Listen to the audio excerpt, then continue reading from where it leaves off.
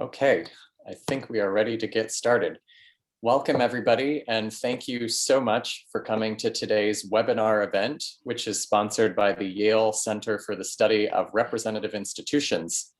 I'd like to especially thank Hira Jaffrey and my fellow postdoc, Brendan Shanahan, for their work in helping coordinate this event and the series it is a part of. And also to thank our YCRI co-directors, Stephen Smith and Isaac Nakimovsky, for their support of our virtual programming this semester. This is the fifth installment this academic year in a series of events broadly addressing the theme of presidentialism in America, the changing politics of executive power. Please keep your eye out for announcements of more events on this theme. Today, citizens expect presidents to take a lead role in economic policymaking. Occupants of the White House are held responsible by the public for the performance of the economy. But there is much debate about how much influence presidents actually wield over economic performance. Recent events have given new urgency to reconsidering this question. A few years ago, Democrat Barack Obama entered office facing a Great Recession, which dominated the early years of his presidency. Republican Donald Trump confounded traditional expectations of presidential economic leadership in many ways, such as by calling out individual companies via Twitter and seemingly single-handedly changing their stock prices. Now, Democrat Joe Biden faces an economic crisis larger than any since the Great Depression, and he is currently trying to support passage of a $1.9 trillion COVID-19 relief package through Congress to combat the pandemic. Moreover, throughout the last few decades, we have lived in what many have referred to as a, quote, new Gilded Age. This is thus an excellent time to reconsider presidential economic leadership from the original Gilded Age. Here to help us think about these late 19th century presidents is a fantastic scholar of presidential economic policymaking, Mark Zachary Taylor. Professor Taylor is an associate professor in the School of Public Policy at the Georgia Institute of Technology. He specializes in political economy, the American presidency, and comparative politics. In his research, he tries to understand the sources of national economic competitiveness, and he currently studies the role of the US presidency in short-run economic performance. Professor Taylor's research has been published in the journals Foreign Affairs, International Organization, and Presidential Studies Quarterly, and he is the author of the book, The Politics of Innovation, Why Some Countries Are Better Than Others at Science and Technology, published by Oxford University Press. He holds a PhD in political science from MIT, an MA in international relations from Yale University, and he earned a BA in physics from UC Berkeley. He's also attended university in Japan. To our audience, please feel free to put your questions in the Q&A chat throughout the talk, as I will be collecting them for the question and answer portion of today's event. And to Zach, thank you so much for joining us today, and we're looking forward to your talk. Great, thank you very much. And thank you for having me. Quick housekeeping note for everyone who's in the audience. The internet's been a little glitchy on my end. Sometimes it'll cut out for 20 seconds and then reconnect. If it goes much longer than that, don't run away. If it goes for more than 60 seconds, I'll try to call in and we'll try and continue this that way. So don't panic. This is a weird year, so expect glitches and be happy if they don't happen. Anyway, it's great to be back at Yale, even if only virtually. The last time I was here when I was a student, the department was really excited about these brash young professors by the name of Alan Gerber and Francis Rosenbluth, who are now both superstars in their own field. So it's sort of a neat time machine to be back. Anyway, let's get my slides going up here. And I think this is it. Let's try share. Okay, there we go. So first of all, warning, I'm a political scientist. I'm not a historian. So if you're in history, either faculty or student, be forewarned. Historians tend not to accept what political scientists do to history. Some see it as sort of offensive because they're sort of manipulating it, looking at the data to sort of prove hypotheses or test others, which is exactly what I'm trying to do here. Historians try and tell a more neutral version of history rather than trying to establish causality. Some of my historian friends even say that you can't really establish causality in a scientific way, but that's a different debate for a different hour. So many of what I'm going to show you today are hypotheses, not findings. I'm not saying here's the answer to the question. I'm saying here's what I think is going on, and we'll talk about some evidence. So we'll start with taking some hypotheses and testing with evidence, and then we'll go from there, looking at evidence and trying to generate hypotheses from them. That's what we're trying to do scientifically. And basically what I'm trying to get a sense of is what kind of effect does the president have on the economy, and what separates the successful ones from the failures? What do the successful ones share that the failures don't? What do the failures share that the successful ones don't? And as a competitiveness scholar, again, I'm not an Americanist. I do political economy. I study American economic competitiveness, mostly through the lens of science, technology, and innovation. And about a decade ago, I was establishing all these time series on US economic performance, some data going all the way back to the founding. And basically, I wanted to tease out what the effect of was different policies and institutions and how they changed. Because some of the policies and institutions that we use to compete economically today were not created for those purposes. And I wanted to understand better the politics of how they changed over time. So along comes the 2012 election season, and everyone's screaming about the various candidates. Fox News is saying that Obama was the worst president ever for the economy. And of course, the Democrats are saying, no, it was George W. Bush. And then others will chime in and say, no, it was Clinton or Reagan or Hoover or the Great Depression or Woodrow Wilson, this huge debate. And I realized I had the data where I could actually say something about this. And my assumption at the time was look, presidents really don't have a whole lot to do with what's going on in the economy. Yeah, they like to say they do. We like to blame them, but they really don't have a whole lot of direct causal effect. Can't really interact to make the economy do stuff. If anything, Congress or the Federal Reserve or other bodies do. But regardless, I said, we've got the data, so let's go look at it and see how the presidents rank. It was just sort of a fun exercise to do.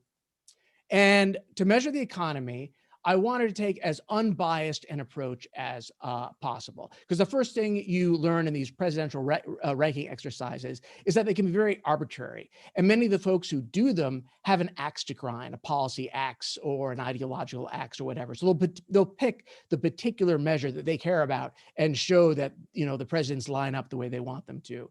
Or they'll just pick a small number of presidents, the last 10, you know, since World War II or the 1970s or something like that. But I want to take a look at them all and be as neutral as possible. So I took a look at what economists call the eternal balance, which is economic growth per capita, the inflation rate, the employment rate, and the years in parentheses is how far back that particular data set goes. I also looked at this is during their term, and I also looked at a year later and 2 years later, because sometimes it takes time for new presidents to have their effect come in and old presidents to lose it. So I did these exercises in different ways and compared them and did some statistics to compare. I looked at the trade balance as a percentage of the economy, the average budget deficit and debt as a percentage of the economy. And then I also looked at things like whether inequality got worse or better. How did the stock market do? Did interest rates go up or down? Real interest rates go up or down? And the strength of the US dollar. And I picked these because I'm a big consumer of economic and financial news. And these are the measures that the public and the media tend to use to judge the presidents. And I wanted to be, again, as neutral as possible and not introduce any of my own biases. So I just picked these measures and sort of tried to assemble an index and published it as a article, and you can go do it and sort of read the methodology and see the data sources and all that below. And gave everyone a grade because I'm a professor and that's what professors do. And you kind of see how they all rank here. And I'll let everybody sort of take this in. At the top, we've got Franklin Delano Roosevelt, Harding, Hayes, McKinley, Fillmore. At the bottom, Van Buren, Hoover in the Great Depression, Harrison, Arthur, Jackson, and sort of everyone in between. And of course, this is a little bit messy because some of these guys served one term, others served 2 terms. And there's another chart like this in the article, which breaks them up by administration and ranks them up that way. So you can go online and take a look at that, or you can go on my website and download it. And the point isn't that Harding is better than Hayes because they was 1 point better in GDP per capita or something like that. Rather, the point is, the A's are better than the B's are better than the C's are better than D's, and so forth, right? So we're looking for general groups. And I do intend to update this soon. It's a lot more work than it sounds. I'll probably wait until Biden is out of office if I can. But I think knowing the data as I do, I think Obama would probably figure around here in the B's or the high B's. I'm guessing Trump would be in the D's or the high F's. Not the low F's, because he actually did some things that were quite beneficial for the economy. I'm not trying to get into the good guy or bad guy on Trump thing. I'll let you all fight it out. I'm just looking at the data. But sort of that's where we're at. And notice that the Gilded Age folks here in red are scattered in between, right? We got a couple top performers, a couple middling performers, and a couple failures down there. So it's a good variation. And that's what we're trying to explain, right? Is why did these guys fall? What were they do? Did they have any, is there anything similar we can see with the failures that are not in the successes? Anything we can see in the successes that aren't in the failures? But we can also test various hypotheses that are popular, that are both academic and in the popular press. So for example, so here, let's look at hypotheses and then go to the evidence and test those hypotheses. So this is what we can call findings, because we've got some hypotheses before we look at the data. And these are things like, does political party matter? There's a trope out there that some people say Republicans are better at the economy. Others say, no, it's the Democrats. And usually what these rankings are doing are picking out a particular measure. If we go back to this data, they're kind of all over the place. The blues are Democrats, the reds are Republicans. And I think this is Lincoln afterwards, because Republicans obviously only go back to Lincoln. And we can go more general and say pro-business party and other party, because that's the consistency over time, I'd argue. And there really isn't a whole lot of, we'd expect to see the blues all on one side, mostly are all on one side, and the reds on the other.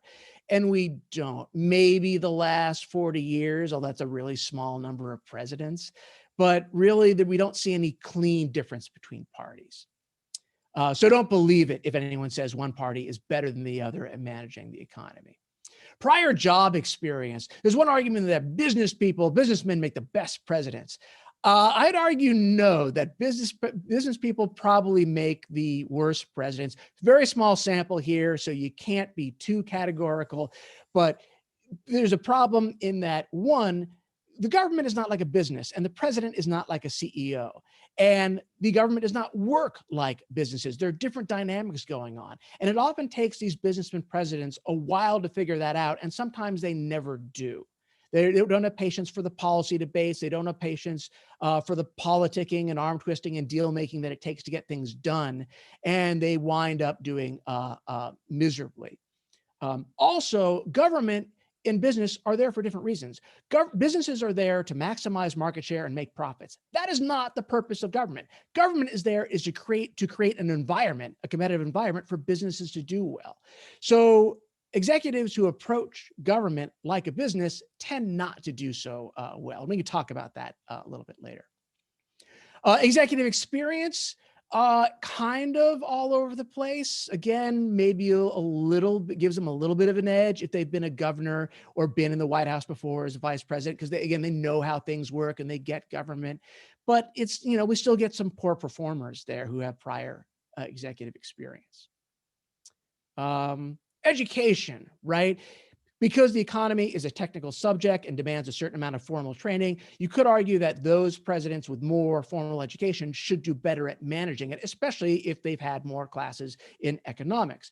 Unfortunately, that doesn't work out very well. In red, you see the least educated presidents since the Civil War, and yet we get some very high performers, some very low performers, and folks in between. If you have the most educated presidents, you would get a similar spread. It just doesn't, determine things categorically. Oh, there they are in purple, most educated presidents. So FDR and Clinton on the positive side, Wilson, Ford, Nixon, Teddy Roosevelt in the middle, and W. Bush on the bottom. And you see Obama there on left and right. Although Obama, you could probably, Trump, you could probably throw in one of the more educated presidents. So he should be purple there, I think. Probably left over in that Republican. So education doesn't seem to matter. But what about brains? Because we know all sorts of people get plenty of degrees, but they're just not that smart. So maybe it's intelligence. Well, there's a guy by the name of D.K. Symington who made an attempt to estimate the intelligence, brilliance, and other aspects of presidents. And he's published a number of articles on this. And he has rankings. So here is the intellectual brilliance, according to Symington, of the presidents. On the y-axis going up is that GPA that I constructed, so from 0 to 4. So that's the economic performance. And then on the x-axis going to left to right is D.K. Symington's intellectual brilliance. So you see Jefferson out there, who's supposedly one of the most brilliant, if not the most brilliant president in history, but had merely a middling economy. So again, if we were to conduct some statistics and draw a regression line through there, I'm sure the computer could do it, but I'm not quite sure which direction it would go and what the slope would be. It's really not that obvious. We don't really have a clear correlation. We don't have a tight diagonal line going from left to, bottom left to upper right. D.K. Symington also gives us some measures of openness. In other words, was this president open to new ideas and innovating, or was he sort of stuck and stodgy, trapped in his own time? So this is openness on the similar axes. So the y-axis is economic performance during or soon after their term, and the x-axis is their openness. Again, Jefferson being one of the more open to new ideas, Lincoln, John Quincy Adams, very progressive folks, Kennedy, Clinton. And again, the computer could draw a regression line through here. I'm not sure where I would draw it. It's just not that obvious. We do not see a nice clean diagonal from the bottom left to the upper right. So this ain't doing it for us either, or at least not for me. Beltway experience, how much experience in DC, right? Because there are two tropes out there. One is that the more experience you have in DC, the more you understand how it works and can get things done. The opposite is that the more you're in DC, the more you become trapped, right? You're part of the Washington machine. You want someone from outside the Beltway to break things up and make things happen. Again, not much of a correlation here at all. When you run the statistical software on it, you get a bit of a U, upside down U, where mid-levels of DC experience do seem to matter, but too little and too much seem to hurt economic performance. So maybe there's something going on there. Historical greatness, all sorts of wonderful surveys of political scientists and historians and newspaper reporters, et cetera, about who are the great presidents, right? And they rank them. So is there a correlation there between historical greatness and economic performance? So in purple, we have the great and the near great presidents. In red, we have the failed presidents. And again, we see them kind of all over the place. Poor Warren Harding and Fillmore get no love, despite the fact they delivered some pretty good economies. Meanwhile, Lincoln, one of the greatest, right, had a war on his hands and therefore could not deliver a balanced economy under those conditions. Although Teddy should have been, and yet he didn't.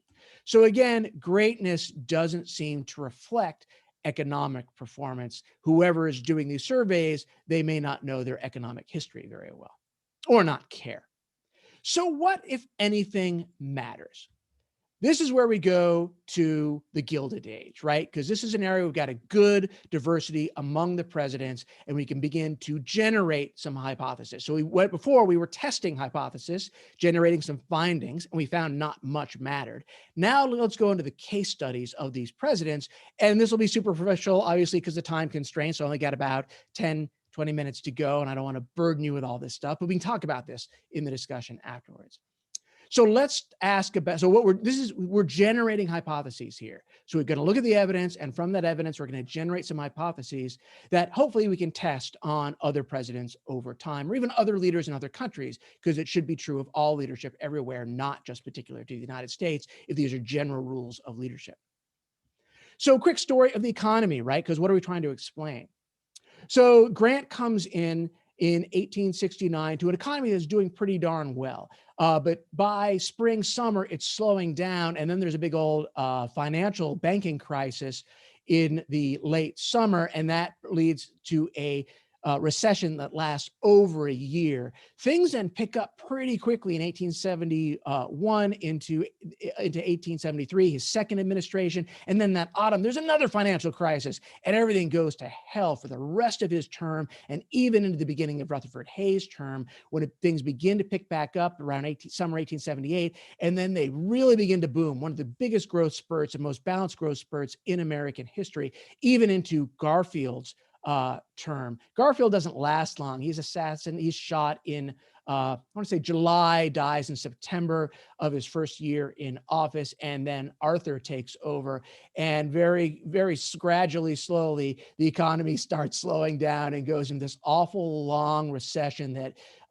hits another financial crisis in 1884, recovers a little bit, but not very well, is almost headed into another in early 1885, and then springs back out of it under Cleveland. That's a younger Cleveland right there, his first term. And the economy does pretty well under Cleveland, relatively speaking. Not as good as Hayes or Garfield or McKinley after him, but it does pretty good, relatively speaking. And it goes pretty well through Harrison. And then at the very end of Harrison's term, it begins falling back into recession again and turns into this horrible financial crisis that explodes under Cleveland's second term. And it's probably turns into one of the worst depressions in American history. So bad that until the 1930s, when people talked about the Great Depression, they were talking about the Great Depression that occurred from 1893 to 1897, which is when McKinley comes in. And pretty soon after he comes into office, the economy recovers and he gets wonderful boom period, one of the best in American history, almost as good as Hayes. I have to go back to the data, depending on your measure, even better or worse, depending on your measure. So that's what's going on. So what do these guys have to do with any of that? First off, if you're listening, financial crisis, right? That story keeps popping up again and again and again. So it doesn't take a PhD to say, hey, these financial crises matter a lot for economic performance. And if you're paying attention to how presidents contribute to their cause or their solutions, because financial crises hit under all of the bad performers and none of the good performers. None of these guys had to deal with the financial crisis break and the ensuing out on them. Some of them had to deal with the effects later on, but only years later. So financial crises are one aspect. So that should draw our attention. Next up, as I was going through the case studies, I realized that these presidents varied considerably on whether they believed that the government should play an active role in the economy, especially in respect to things like financial crises and the recessions that followed.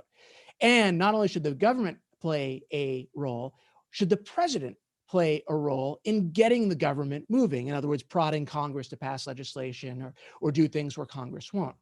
So here we see the more active presidents. They believe that the government should have an active role and that the president should as well.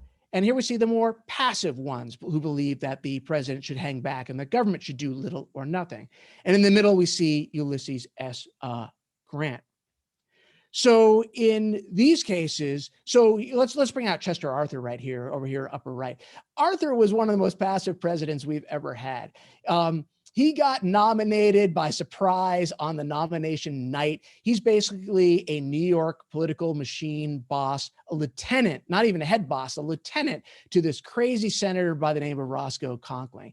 And Arthur was this backroom guy. He liked hanging out with the other machine bosses and cutting deals in Delmonico Steakhouse and drinking brandy and eating big dinners and smoking cigars and chatting until, 3 a.m. And he gets a chance to be nominated to VP. So he accepts it. And then Garfield gets shot and suddenly he's president. And he's like, holy smokes, what have I done? He basically did the minimum. He wrote in the annual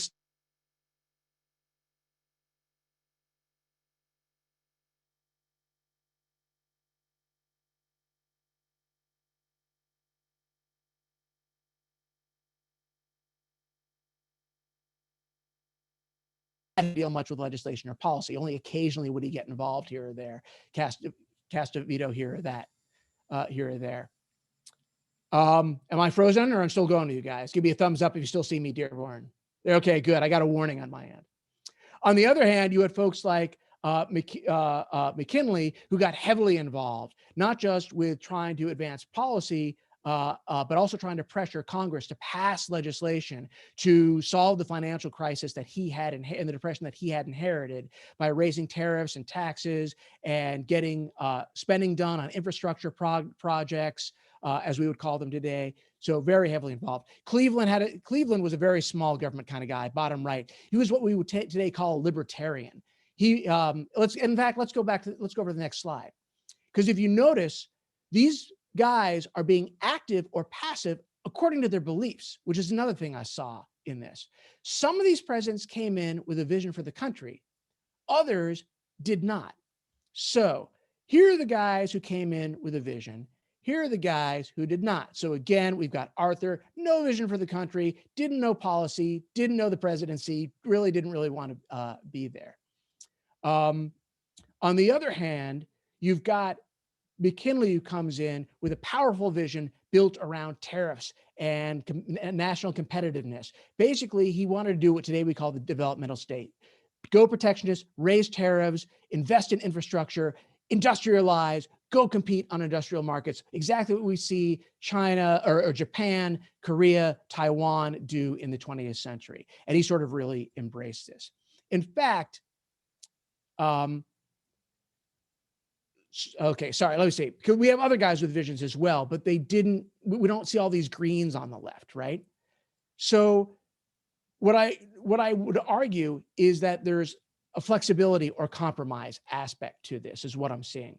Ronald Reagan used to say, he had stuff he wanted to get done. Reagan had a vision, but he used to say, if I can get 80% of what I want, I'll bargain away the other 20%. And I think I see this in McKinley down here and Hayes up here. Whereas Cleveland, who you see up here, the younger Cleveland in yellow and the older Cleveland in red, and Grant were inflexible. They were a lot more stubborn. So the green guys were willing to compromise. Cleveland was not. Cleveland thought government was the problem. Classic libertarian. He thought all the financial crises and the corruption and all the bad stuff going on in the Gilded Age because government was doing too much. And if government did a lot, it created an opportunity for people to be corrupt, to start handing out goodies to all their friends and to be corrupt in office and to tip the scales one way or another and to help out Wall Street. So his big idea was that government should go back to its constitutional basis. So he said, we're going to stick strictly to the Constitution and I'm not going to budge, except occasionally on monetary policy, which is how he sort of kept the US out of financial crises from time to time. Over here, we've got people who are a little bit too flexible. So the story of Garfield, who didn't really have much time, and Harrison is that Garfield didn't have much of a vision at all. He was sort of on all sides of every issue. You get a John McCain feeling out of Garfield. You look at his speeches over time, he was a really great speaker, really passionate. People loved him for it because he would take stands. But if you look at what he took stands on, he was all over the place on every issue. Harrison was sort of the opposite. He was very talented, great politician, and he had a vision. But when he gets into office as president, he sort of becomes the Mitch McConnell of his time. In other words, he's trying to score wins for the party, regardless of the policy. So he sort of delivers this incoherent mix of tariffs and monetary policy and trade policy and fiscal policy that wind up draining the treasury and sending the country into deficit and risking the monetary system, which was why we get the red around Harrison. He creates the conditions for the financial crisis that's going to hit him hard and that Cleveland over here is going to inherit. And Cleveland's response is, we got this because the government is doing too much. So I'm going to do nothing. And so the financial crisis gets worse and worse and spreads around the country and sends the country into the worst depression. He will finally, when everything's going to hell, back some action on monetary policy and do it very well. But once that's achieved, that'll only half solve the problem, and it'll leave the country in deficit without enough gold to pay its debts. And he'll just say he will step back and not his problem, and we'll get this sort of recurring crises and ongoing recession. Whereas McKinley will come in and be very aggressive. Tariffs are the answer. Tariffs are the answer. It'll sort of organize the country around it. Grant's interesting because he's stereotyped as this guy who once he was a good general, but a terrible president because he didn't have any vision, didn't know politics, and didn't really care. Not true. He was president for the same reason he fought the war. He wanted to reunite the country and a pretty strong vision about it, but he was also pretty inflexible. So again, when financial crisis hits Grant, two of them, and then two recessions afterwards, he wants to get back to the country of the gold standard, probably at a time when he probably could have issued more money, monetary expansion, what the Fed does today. But he says, no, we are getting back to the gold standard. We are paying back all that war debt. That's a promise we kept that we fought for, and I'm not going to compromise on that. And many people argue today that because he was so inflexible on monetary policy, that the country remained in recession for that long 1873 to 1878 recession. So Grant's big failure, if it wasn't vision or laziness or others, was probably, and again, this is what I see when I'm reading the cases, was probably his ability to form a consensus around his vision. He could do this around his monetary policy, which is why he got stuff done. He could do this around Reconstruction, at least for his first administration. He could do this around the development of the West, which is a huge generator of economic wealth, and something that Hayes followed him on. Hayes followed him on generating this consensus around paying America's debts, developing the West, industrialization, which is why Hayes tends to benefit. Grant has done most of the damage as far as monetary policy, and Hayes basically delivers on the promise and allows the country to recover. So these guys on the left actively went out there and tried to forge relationships with other major actors in the political system: Congress, party, reporters, the American people themselves. These guys on the right shrank from that task. They didn't go out there giving speeches. They didn't tour the country. They hated reporters. They didn't like interacting with Congress that much. They basically sort of,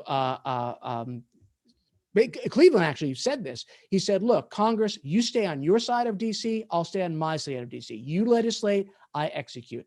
Only when Cleveland broke that and pressured Congress during his second term to solve the monetary policy problem was he able to end the financial crisis that hit in 1893. But after that, he backed off, which is why we got an ongoing recession. And I know all these details are sort of inside baseball, and we can hash them out because I don't expect anyone to know their Gilded Age history here.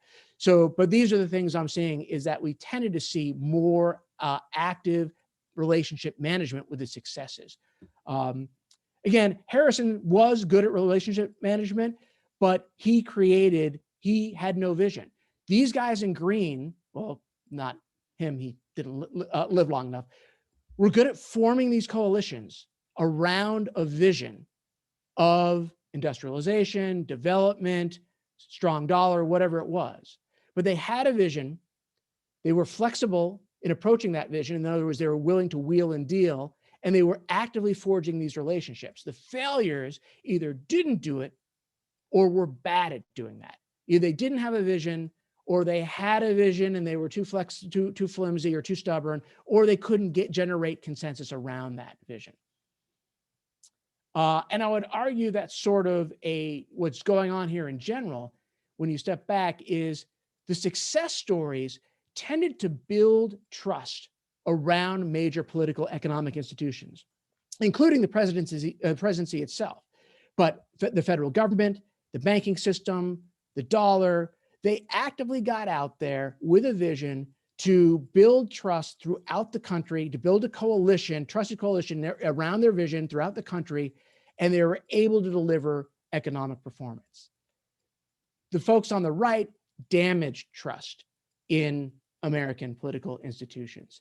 either by withdrawing from their duties like Arthur or Cleveland, or by undermining them like Harrison here on the right. Harrison, again, in his Mitch McConnell activity, wanted party wins. He wanted the Republican Party to win elections, so he abandoned his visions and just passed whatever policy he could in order to keep the Republicans winning seats in Congress. And although each of these individual policies sounded fine on its own, they combined to run the US into terrible, terrible deficits and threaten the currency with devaluation, which scared investors. These guys on the left did the opposite. They built up confidence of business people, of investors, of average Americans, of consumers. And Grant sits in the middle because he delivered this on two elements: gold and development of the West, but he failed in other aspects. And we've all, even people who don't study history, tend to get a flavor of corruption around Grant because that's his reputation, regardless of whether it's historically warranted. So he was part good at this, part bad. And we see, I would argue that we kind of see this correlation in the economic performance. So again, these are hypotheses. These are sort of that I'm putting out there. I haven't proven them. This is what I see in the case study data. So what, if anything, matters? Not political party, not having the right policy. Oh, I didn't get into this earlier in the slides, but some people argue, well, isn't there some objectively right policy? And if the president backs that right policy, then good things happen. And if they back the wrong policy, then bad things happen. Turns out that's not the case. In fact, many modern economists argue that the policies of Grant, McKinley, Hayes were in many ways bad. They should have been lowering tariffs and going to free trade. And they should have been increasing the money supply and printing money to get out of recessions. So if they're, by today's wisdom, these successful presidents pursued the wrong policy. I would argue instead that it's not about, there are lots of different right policies. In fact, the debates at the time were full of them. There were all sorts of alternatives. And I've been reading through the newspapers, the magazines, the academic journals, the editorials, the speeches, and they actually got a lot of, they understood the economy really, really well. They didn't have the quantity theory of money, but they understood Gresham's law and they understood what it did. They didn't know about the money supply and expansionary monetary policy, but they had something called elasticity of money, which got at the same concept. So they had many of the same discussions and debates that we're having today. Rather, what worked was picking a policy and generating a consensus around that and actively working with Congress to get that done with the support of major interest groups, the party, the people, the media. And that's what separates out good presidents. Anyway, sorry. That was a quick divergence. So it ain't political party. It ain't some objectively correct policy. Job experience doesn't seem to matter much. Education or training in economics, and actually go through some of these presidents and talk about how much economics classes they took. It ain't their brains. It ain't their openness, although we saw flexibility does matter. It isn't whether they were a Washington, D.C. insider or outsider. It isn't whether they were great. Rather, the evidence just doesn't support these, right? I'm not saying none of these things don't matter at all. They just don't matter in a systemic way that any one or combo is the silver bullet that we should be looking for when we're voting for a president. Rather, what I think might be going on is, do financial crises hit, and what is the president's doing to prevent them or provoke them, respond to them or not? That is, do they have an active view of government and the presidency, or are they more stand back, libertarian, passive? Do they have a vision for the country of where they want to take the country? And are they willing to be flexible and compromise and wheel and deal in order to achieve that vision? Are they able to build consensus with able and willing to build consensus with other major actors, such as Congress, their political party, major interest groups like farmers or labor or business or Wall Street, the American public, and even cajole, manipulate the media? And finally, are they able to build and maintain trust in major political economic institutions? And this, I think, is what we see when we look at the case study data. And the project is right now sort of a work in progress. the thing to do is go then test this that we're getting out of the Gilded Age presidents with other presidents from other time periods or other political leaders in other countries in different systems. Because if these are generally true, if these are some keys to good leadership, at least economic leadership, then we should find them not just in different time periods, but in different places as well. And that is it for me. So tell you what, I will stop share and we can go to questions.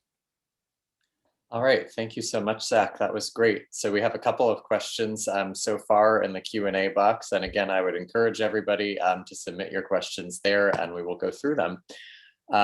So one comes from Matthew Myers, who asks, if your analysis of the president's economic records is based on the economic indicators while they were president and actually in office, how are you sure that it was the president in power that delivered those conditions and not the president or presidents that came before them, or even just chance economic conditions? So I think maybe to sum up this question, this sort of gets at an element of how much of it is maybe timing and chance or things before they actually take office that maybe influence their own level of success.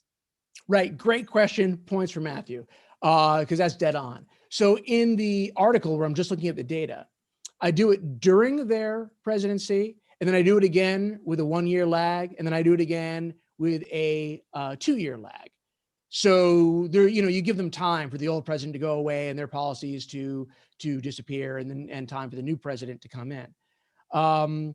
So we can have some time lag for that, to adjust for that. So it's not just when they're there. It's some amount of inheritance, and I did that, and that's so the scores you saw were produced with that in mind.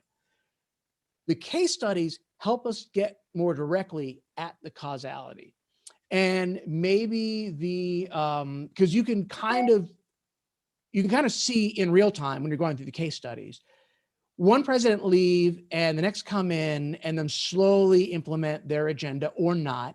And you can kind of see the after effects. So McKinley, it's pretty quick. In fact, as soon as there's a big election in 1896 with very different visions for the country, one of which we would embrace today. They were going to have expansionary monetary policy, free trade, regulatory government, all these sort of things that we today call progressive, and have embraced for decades. And McKinley's was high tariff protectionism, the gold standard. And people freak out. It was just as bad as the 2020 election. If we go one way, it's going to be socialism, anarchy, communism. If we go the other way, it's going to be corporate domination. And it was a huge turnout. And as we're headed to the election, the stock market starts collapsing, business slows down, people stop lending to the United States because they're terrified of McKinley's challenger, who's William Jennings Bryan, who wants the more progressive policy. And when he loses, within the week, everything starts recovering. So it's pretty clear that McKinley is this hard dividing line. However, with Hayes is kind of like the third term of Grant in some ways, right? In industrialization, in gold, in development of the West, not so much in Reconstruction. And there, it's more difficult to tell. And you kind of got to sit back and make subjective judgments looking at the case study data. And there, I don't think there's an objective scientific way. You just sort of, some presidents, FDR, McKinley, others, it's pretty clear when they enter office, boom, things change. Others, you just sort of, you do the best that you can. And that's where qualitative research, archival research, has an advantage over quantitative statistics. And I think both are valuable, and you want to use both. Does that answer the question? Great. So another question, maybe to get into a specific case a little more. This is a non-Gilded Age comparison coming from your sort of overall ranking chart. So Prince asks, how did Martin Van Buren end up getting a lower grade compared to Herbert Hoover? So maybe by way of answering that, I suspect folks know Herbert Hoover and the crash of the stock market and the onset of the Great Depression, but maybe if you can give a little bit of a sense of what was happening under Van Buren's presidency that sort of puts him in that company. So they both were presidents during major depressions. Van Buren during one which lasted on and off from, I want to say, 1835 into the early 1840s. And you had financial crises at the state level, banking crises all over the place. And Van Buren, who inherited Jackson, was both, he was a huge political operator. So he both got Jackson into office and championed Jackson's very populist anti-institution, and then carried it on. Anti-banks, small government, basically, and basically let it happen. Hoover had a similar approach in that he didn't think government should be intervening in the Great Depression. And so I think the only reason they would be different on those scores, and I have to go back and look at it, I assume they're relatively close to one another, is that they're not different in kind, only different in degree. And it's because we have much more data on the 1930s by which to measure Hoover, and only a few data points on Van Buren. And those data points might be a little bit worse, that Van Buren might get the worst score. So imagine if you've got two students, one turns in 10 assignments, the other turns in 3 assignments. Each of them are terrible students, but you have a few less data, fewer assignments upon which to judge the second student, and maybe those will turn out worse. But it's really, that's kind of what's probably going on with Hoover versus Van Buren. It's probably a data issue, but they're probably close. I have to go back and look at that rankings. So I'm going to jump in here. We've got another question in the queue, but there's one that I'd like to ask because I think it follows maybe from the first two. So I've had the good fortune of reading several of your chapters and case studies on both the Gilded Age presidents and others. And I think, the presidency field has a sort of shorthand that suggests that the 20th century presidency becomes a more powerful institution. Presidents are more powerful. 19th century presidents have less power. And I find in your work some reasons to think about that in interesting ways. So I'm curious if you can tell us, do you think that that's true generally in terms of economic policy or ability to influence the economy in any way, that presidents in the 20th century would be more powerful than 19th century presidents? Or how would you want us to reconsider that at all? So I would borrow from my previous research, which is sort of that general competitiveness between countries, in which I find that institutions and policies are tools. They are not ends in themselves. And what's changed over time is the institutions that and the toolbox available to presidents. So that toolbox has differed over time. Presidents in the Gilded Age had power over monetary policy, and they used it well in a way that our current presidents do not, or haven't, at least in 50 years.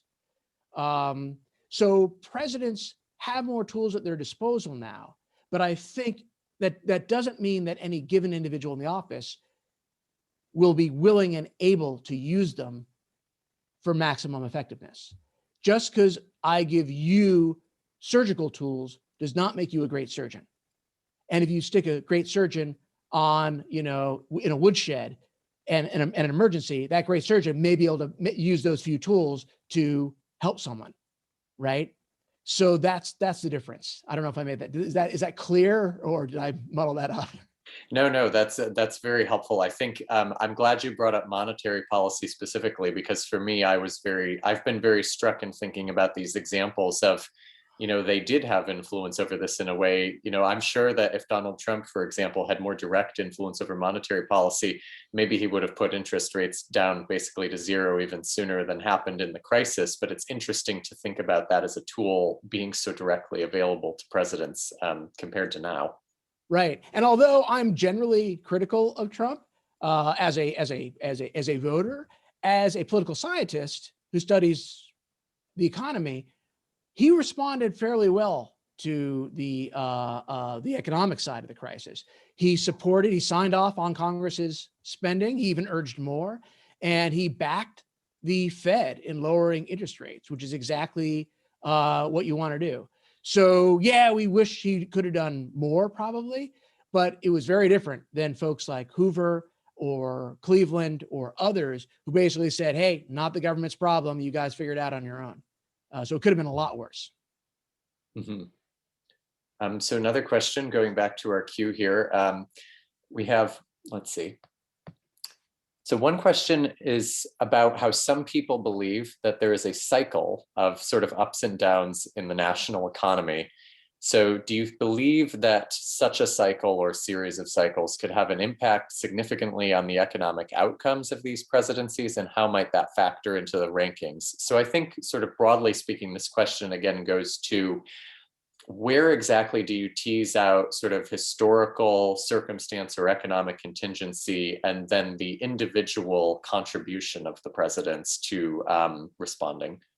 Right. And the basic of the question is, does the president really do stuff, or does he just happen to be sitting in the chair when good or bad stuff happens? And definitely, I mean, folks like McKinley and Cleveland inherited much worse situations than did Hayes or Garfield or Harrison, right? So randomness does matter, but it doesn't explain everything, because we do see some of these folks who inherited good situations turn them into mud, and other presidents who inherited bad situations do wonderful things, and vice versa. So history is not destiny. The cycles are not destiny. It does increase the odds or lower the odds of success or failure, depending on how you look at it, but it doesn't determine them. I do think that there is some randomness and luck involved, but much to my own surprise, because I didn't think the president mattered, I now think they do. So another question, this one comes from Lauren. Would you say that a president's economic decisions ultimately determine the quality of their presidency? So maybe another way to think about that question is, this is, I guess, a philosophical question for you. To what extent are sort of these economic decisions maybe a part of how we think of overall presidential performance, or even a place in history? So, I mean, there are lots of things. Presidents do a lot in foreign policy, and I barely touch that in the research that I'm looking at. There are social issues that they have to deal with, and I don't touch a whole lot of those. So I'm mostly just looking at the economy.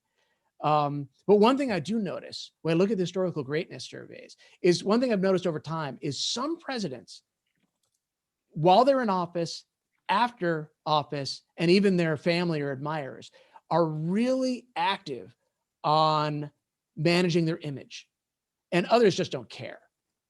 And I find that the image managers tend to wind up higher in the presidential greatness surveys, regardless of the actual quality of their presidency. So Jefferson might be one. If you go into the details of Jefferson, he was not a great president, yet he's considered this great. I mean, he thought so, right? He's top accomplishments. Being president was not one of them. But he still ranks high as this great president. Kennedy as well. He's pretty controversial as a president, but he's remembered as this great icon. Reagan, all these guys were really active. And the opposite, Harding. If you go back into the details of Harding's presidency, he was pretty good for his time. If you look at what was going on the year before he was elected, years where America was falling apart. There were bombings and assassinations and inflation and financial panics, and everything was going to hell. And he gets into office, and within a couple of years, he right-sizes everything and gets the economy moving again. He pulls the troop out of Europe. I mean, lots of good stuff happens. But he didn't care about image management at all, and his enemies did. So in the years after Harding, there was a lot of Harding haters, anti-Hardings out there, and they had a lot of input into the media and the narrative.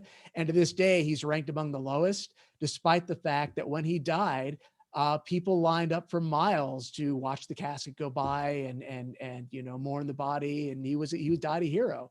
And we can talk about other presidents in a similar way. Mm-hmm. So another question that I wanted to raise, which I think has been maybe aspects of themes in the questions that we're getting here, is thinking about some of those comparisons to, again, what some have called this new Gilded Age. So obviously this is a bit of, speculation, but there are some really intriguing similarities. We have a period of relatively high polarization. Congressional scholars tell us in the late 19th century. We obviously have a period of high polarization now. With the Trump presidency in particular, it's really interesting to see the tariffs suddenly coming back as such a defining issue of American politics, maybe in a way that it hadn't been for a little while before then. Obviously, that's a signature economic issue in the late 19th century. So I'm curious if you could speak a little bit about maybe, do you think there are any aspects of the recent presidents now, say the last 3 or 4 decades, that compare especially well with Gilded Age presidents in a way that maybe other presidents even earlier in the 20th century don't?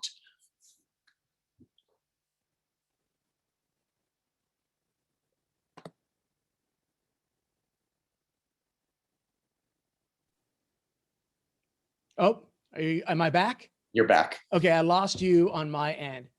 Um, Oh, that's no problem. My basic question was, do you think there's any comparisons to be made between the presidents of our so-called new Gilded Age and presidents of the original Gilded Age in any way? it's tough because the Gilded Age, I mean, they were so fighting that civil war through politics year after year, election cycle after election cycle. I mean, almost every one of those presidents served in the war. And I think there's, you know, both parties would run. General Cleveland was the only one who didn't. So that was in the background. And again, you've got these different, the US was a developing country, so its credit was on the line, which is why you had these financial crises, because people didn't know whether the US would pay back in full or devalue its currency. And these days, our currency is the world currency. So it's really difficult to make comparisons, but I do get concerned because we do have these centrifugal forces in the same way that we saw them, 120 years ago or what have you, 150 years ago. So I keep on asking myself the same question, and the answer is I'm not sure that I've got any good answers yet because so much is different. Sure. So a couple more questions here. So this one comes from my fellow postdoc and colleague, Brendan Shanahan from the history department. Could you please elaborate on how you define the relative economic activism of Gilded Age presidents in domains such as labor rights? For example, historians often talk about how a president like Cleveland might have preached the inability of government intervention, while he also broke up major strikes through the use of force. Do you see that as a contradictory part and parcel or outside the scope of his relatively low score on economic activism? So how is, I guess to maybe sum that up, what counts as economic activism for a president? I think getting involved in policy and legislation or not. So Cleveland did break up these strikes, right? Throughout the period, labor, industry is getting larger and larger. Labor and workers are feeling the short end of it, and they're beginning to strike. And this is new for America. And America doesn't, a lot of Americans are scared. This is socialism, communism, anarchism. We've got all these foreign ideas coming in and immigrants bringing them. So a lot of people really thought that bad stuff was going on. They pressured the president to crack down. Hayes is, so you could cast Hayes and Cleveland differently here.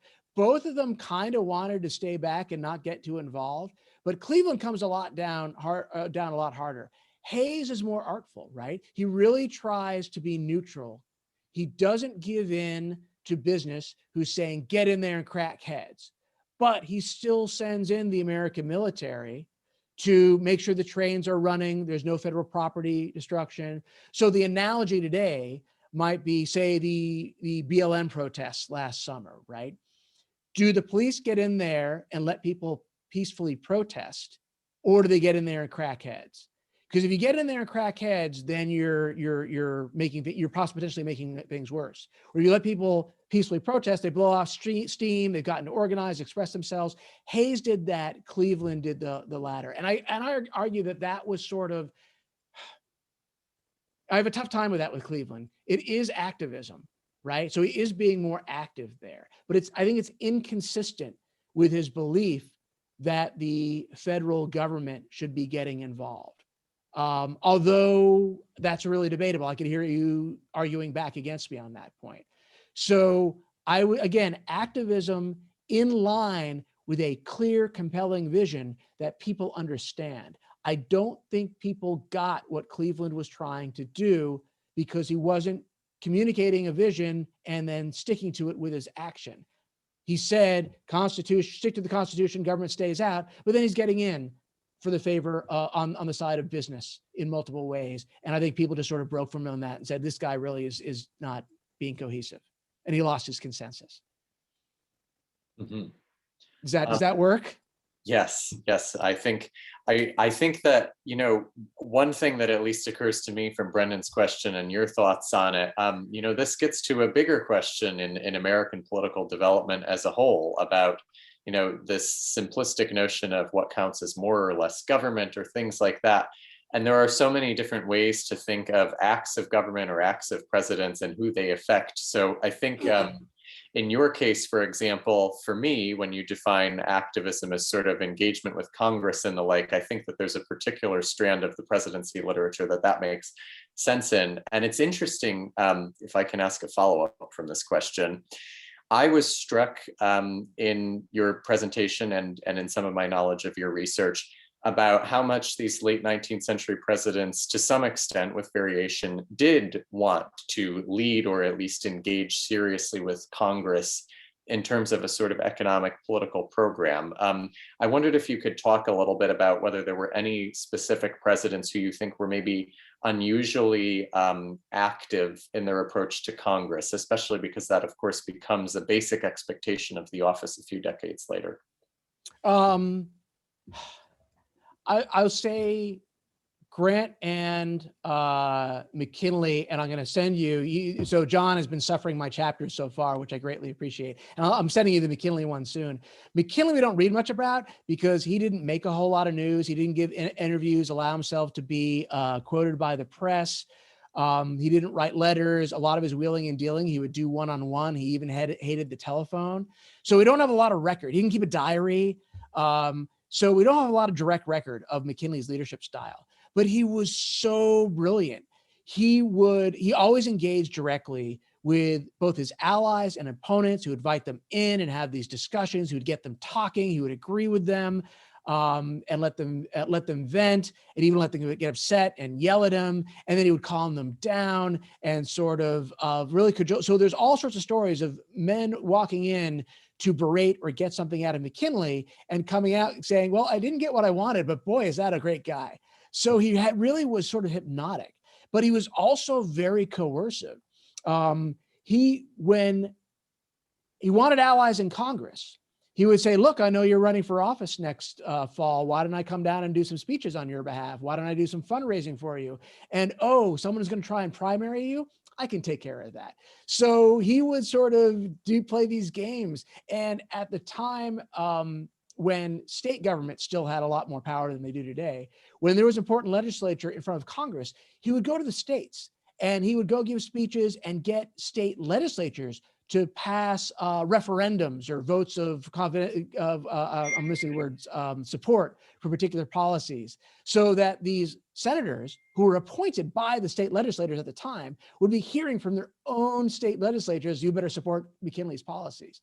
So he was, and he was very clever and cohesive, comprehensive in this, in a way that no president had been before, at least not in the Gilded Age, and few have been since. He was really genius. So if you want to get into politics, learn everything you can about McKinley's leadership style, because he's very clever. And the fact that we don't know much about him is almost evidence of how brilliant he was, because you just didn't see it. He was so good. The hidden hand presidency, like Eisenhower.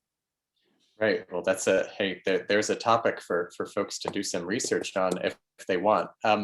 So turning again to our cue. So this is a sort of a perspective on how to approach this as a research question, especially when you might update your work and the data on presidential economic performance.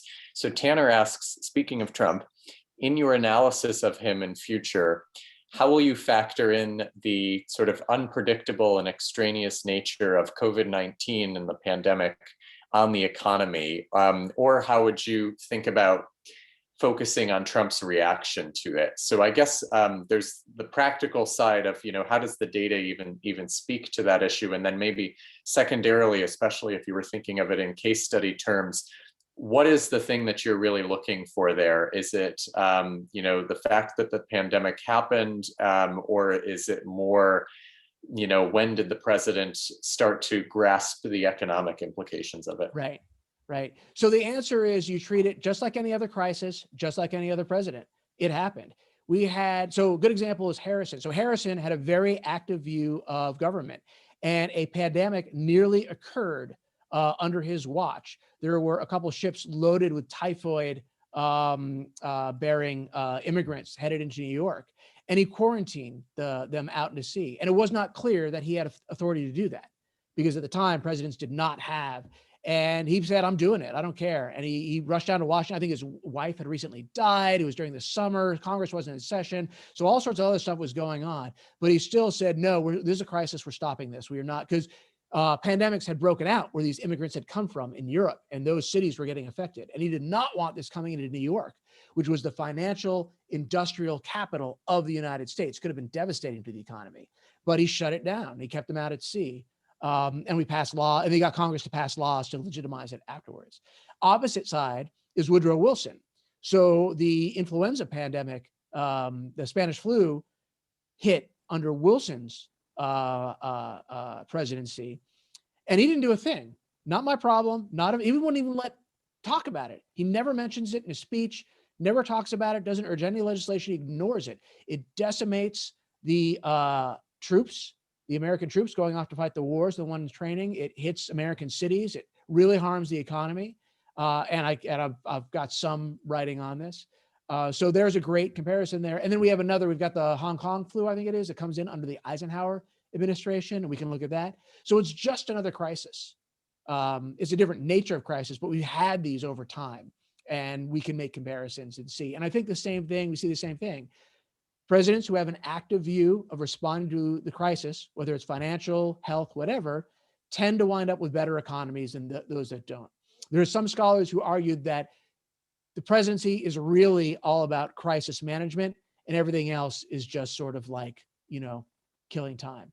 And I think there's a certain amount of evidence to support that. I don't know if I agree with that entirely, but there's a certain amount of evidence to support that. So if I can follow up and keep on that theme for a moment. So thinking about some of your findings today about financial crises, and obviously that being a big factor on presidential leadership, one of the things I think that you think hard about and is good for anybody that's a social scientist to think about is counterfactual cases, because obviously we observe when a financial crisis happens and we can maybe see how the president does or doesn't respond to it. But there's obviously also presumably cases where maybe a crisis starts to happen or is stopped for whatever reason, or somehow it just doesn't start at all. So I was wondering if you could give any examples of Gilded Age presidents where you think, this genuinely could have turned into something major, and to the extent that the president had any role in maybe preventing that or lessening it, how did they do that? So we'll go back to Harrison, because the pandemic isn't the only thing he responded to. There were two financial crises that began to erupt and hit the United States. But I think both were emanating from outside the country. There was the Barings crisis that started in Argentina and went through the London, which is the financial hub of the world. And there was another one 6 months later. And each time Harrison got his Treasury Secretary to basically ease up on monetary policy, flood the markets with as much money as he was able to. And that stopped the crisis from blossoming, or appears to have stopped the crisis from blossoming in the US. Grant, in each of his financial crises, acted good to end the crisis as quickly as possible. One was a gold panic in 1869. One was a railroad panic of 1873, both of which are sort of Wall Street banking crises, where the stock market crashes and everyone starts losing money. So everyone starts selling, and it all goes to hell. Both times he rushes to take care, to intercede, to end the crisis, to increase liquidity, to buy bonds, to do what he can to relieve Wall Street. Where he fails is that after the crisis, the damage is done and a recession starts spreading. He stops. He says, that is not my problem.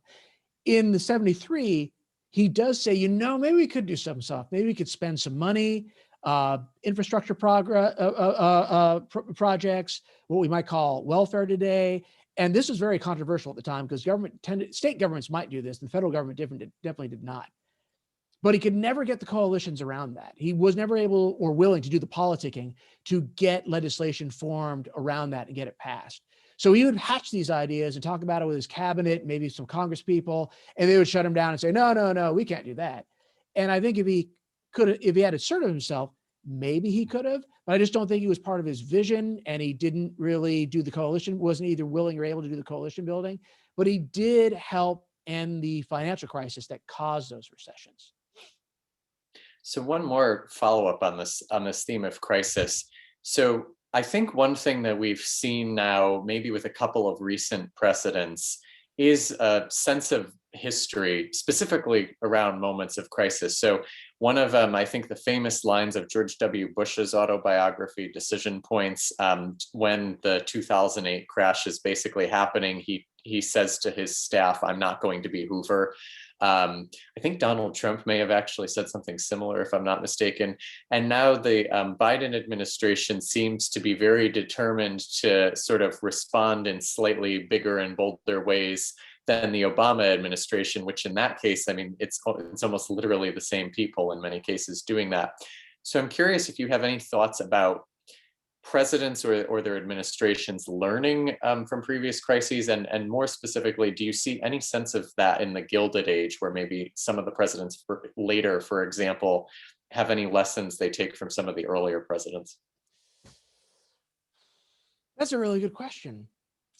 Okay, they learn in positive senses, but not in negative senses, I don't think.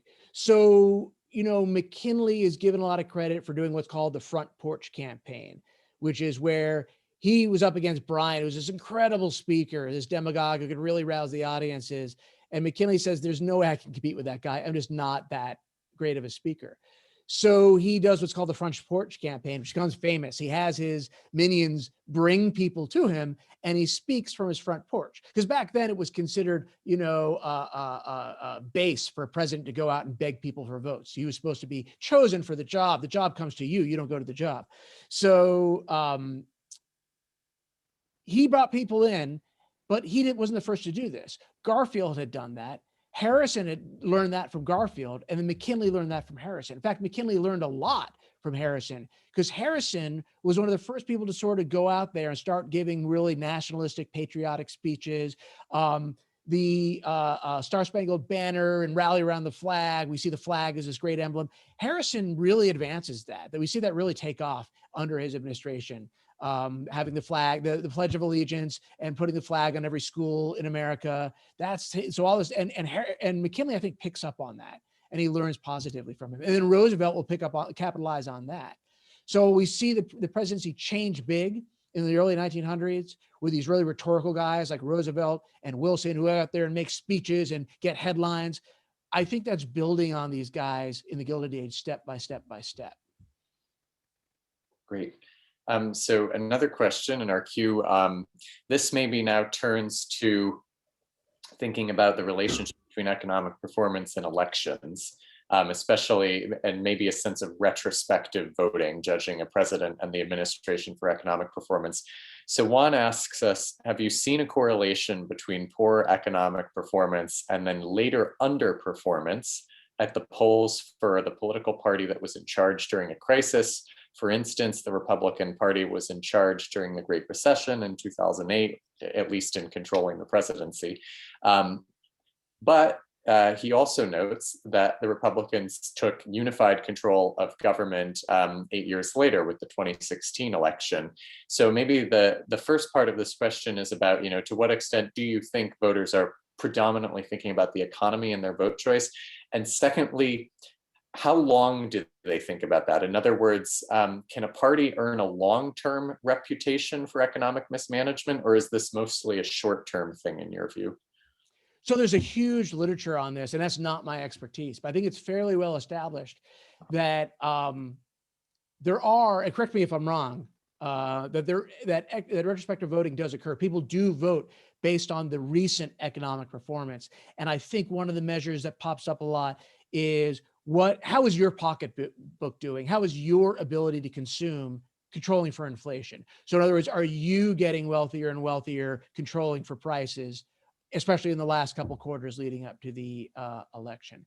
Because Obama did well, but he hit sort of a mini recession that appears to be associated with slowdowns in the energy sector around 2016. I think there's still, economists are still trying to suss that out. So the economy was not doing that well as we get into the 2016 election. So you get a lot of these people, especially in the middle, lower income, who from their consumer power were hurting, and that might explain some of the delivery over to Trump. What was the other part of the question? Give me 1 second here.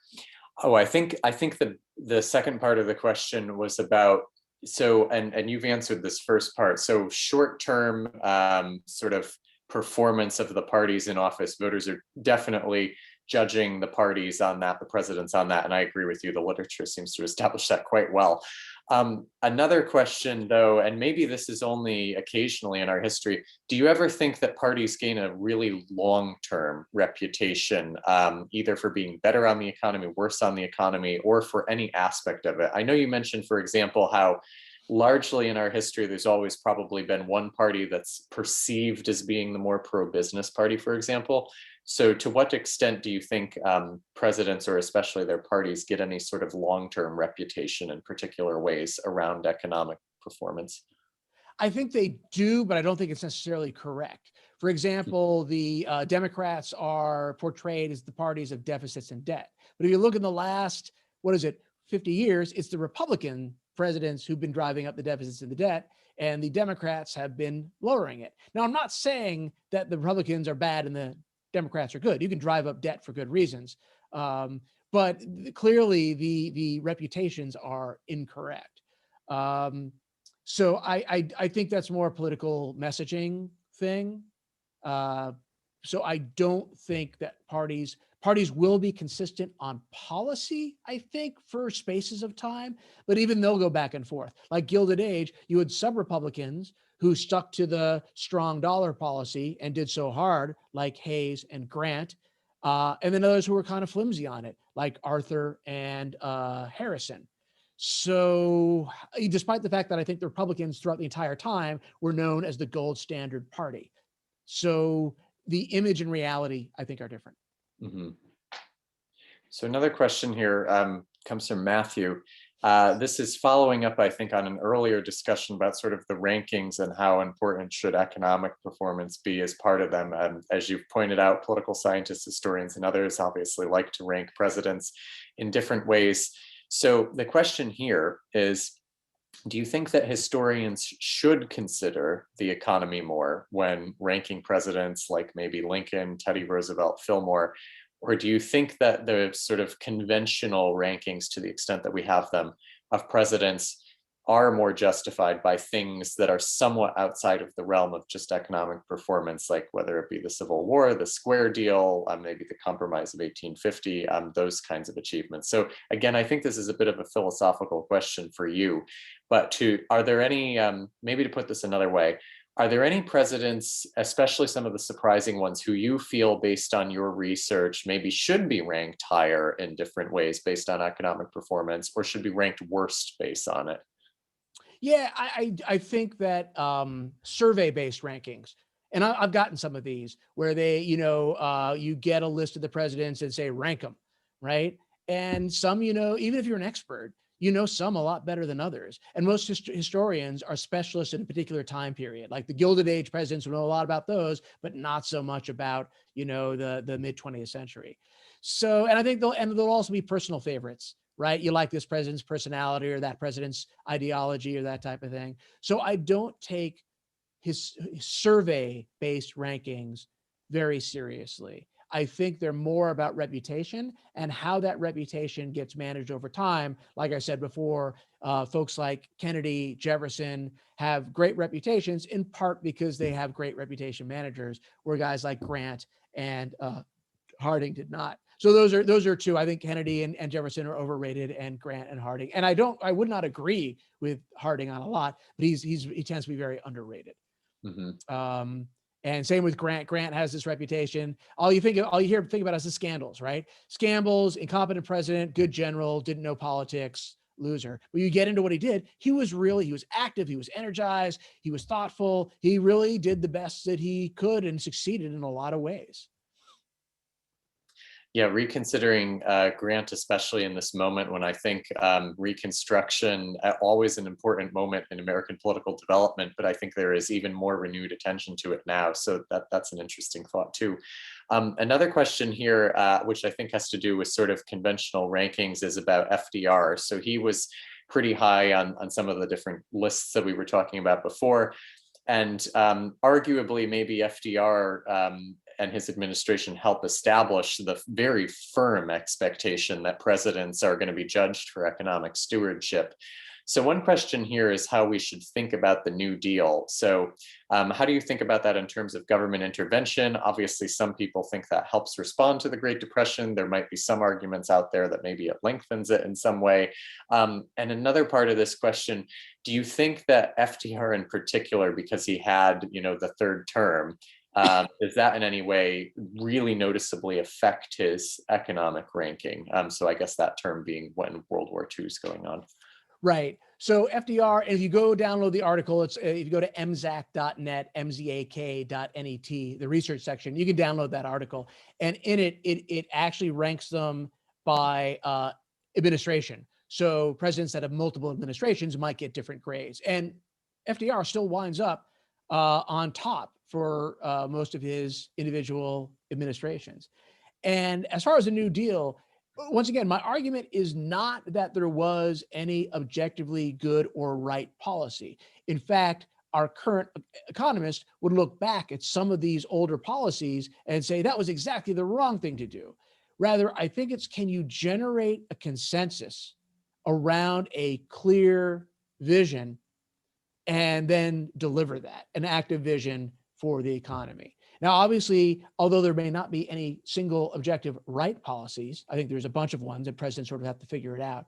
There are probably some wrong ones. Like if FDR had said, we're going to invest in building sandcastles, right? That would have been probably bad policy, or maybe not. I don't know. But you can think of we're not going to fight Hitler. We're going to invade Mexico. Maybe that probably would have been a bad policy. So there probably are objectively bad policies, but I don't think they're objectively good ones. So you won't get any judgment. I have a personal opinion on the New Deal, but I don't think I give you a scientific opinion on the New Deal. So I think in the last couple of minutes that we have here, and we have a question directly on this, it would be appropriate to turn to the new Biden administration on this question, given all the challenges that they are facing. So the first question is a really general one. And again, I think this is sort of maybe your normative take out of your research here, which is, what advice would you give Joe Biden as lessons from the Gilded Age presidents? Okay, so great question. So, and this is shocking to me. Going into this whole project, I thought presidents didn't matter. And I thought especially the vision thing did not matter. As a scientist, I was a physicist before I was a political scientist. I have a very engineering approach to stuff, right? When things are broke, you go find out what's breaking them, and you generate you try and get people to fix it. And if people disagree, you compromise and trade, you try and fix the problem. So you respond to problems as they pop up. Presidents who practice this do really bad. Presidents who have come in with a clear, compelling vision do really well. And they do so because they sort of have a North Star by which to guide them and everyone around them. So that when everything's fine, when the sun is shining and the seas are smooth, man, the ship sails on its own, the captain doesn't have to do a whole lot. But when things get rough, when it's get cloudy and the seas are rough and storms are blowing in, you need a captain to say, we're going there. Everyone, you host that sail, you tow that line, etc., and get everyone coordinated. You sort of need that vision. And we see this again and again. So my concern with Biden is that he might be sort of me 10 years ago, practically fixing problems as they appear. I would much rather him have a vision. So any of you who want to go into politics or even business, you should sit down and write, what is the clear, compelling vision? Where do I want to take the country or my district or my company or whatever? Where do I want it to be in 5, 10 years? So, and gather people around that. So that would be my advice to Biden. And that would be my expectation, that if he does that, then he'll be more successful than if he doesn't. Great. I'm going to take the liberty of giving myself the last question here, which directly follows. So you mentioned a president having a vision as something that your research suggests is important. So I'm curious, particularly as it pertains to the role of ideas in politics, to what extent do you think presidents themselves have some ability to sort of come up with their own vision? Or to what extent do you think they might be products of their times on that? And I want to preface that with, I think, some sort of interesting discussion now about the Biden presidency. We've seen some preliminary suggestions that, maybe this is that Keynesian economics is back, that deficits don't matter as much, or that we really need to significantly, again, go bold. There's even talk, I think, in the New York Times today about something like a full employment act, which of course was one of the initiatives post New Deal that ended up being very watered down by 1946. So there seems to be, intellectually, politically, certainly among the Democratic Party, some significant discussion about whether this is a time for sort of a new economic orthodoxy. So my question is, to what extent is it, the parties, the economists, others in public life, versus maybe the president, him or herself, who gets to steer this vision thing a bit, this vision thing, as George H.W. Bush called it? I think the president has a lot of capacity and responsibility for the vision.